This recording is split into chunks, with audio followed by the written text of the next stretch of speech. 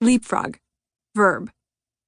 To work around, leap over, or outsmart anything that gets in the way of succeeding as an entrepreneur on your terms. Noun. Any hack used to leapfrog, a clever, ethical means of leveling the playing field. When I was growing up, I watched my Ecuadorian grandmother, my abuelita Blanca, work herself to the bone every day until late at night.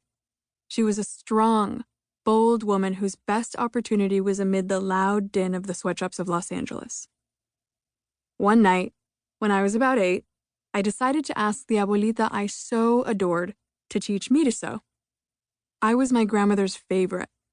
She would do anything I threw at her.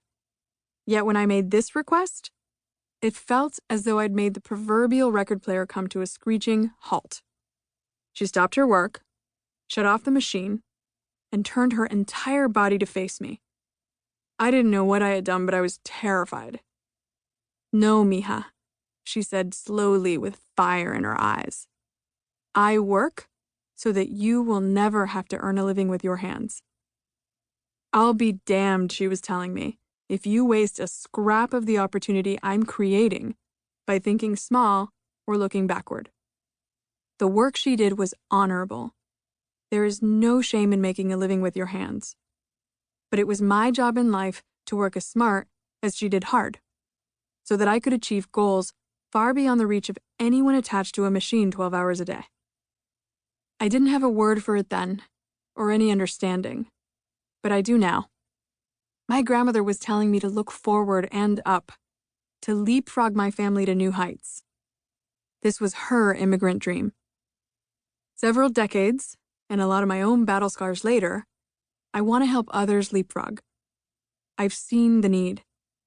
Maybe you've tried reading advice about bootstrapping a business and thought, so where are my bootstraps?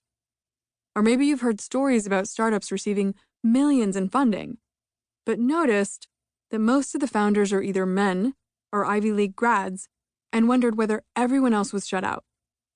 This book is for you. Women receive just 2.5% of venture capital, VC funding, and of those, about 0.2% are women of color. Women simply don't have access to the capital that men do. Bari A. Williams, from online ticket supplier StubHub, once summed it up this way: white men get funded on ideas, white women get funded on results. Black women receive no funding. I recently spoke on a panel of women investors to a packed room of both women and men eager to talk about how to get to gender parity in business. As we talked about market trends we'd been seeing, I mentioned one that seems at odds with the stats just mentioned. Black and Latinx women are starting companies at a faster rate than anyone else in this country. In fact, 78% of new women-owned firms are started by women of color. When we got to the Q&A period, a wise woman in the front row directed a question to one of my co-panelists, a woman who runs a fund that invests in early-stage, women-led businesses, largely in tech. She said, "You said today that you've invested in more than 60 companies. Nathalie was talking about how women of color are starting companies more than anyone else in this country. How many of your 60-plus companies are led by women of color?" If you identify with what I've said so far, I doubt you'll be surprised to hear the answer. Big, fat, zero. Big fat zero is a big fat problem. Women, and women of color in particular, are starting businesses like crazy, but they rarely grow beyond supporting their owner, too small to court investment. In the case of my co-panelist who funds women-owned startups, the problem is more complex than simply turning down women of color. She has a pipeline problem that goes beyond race.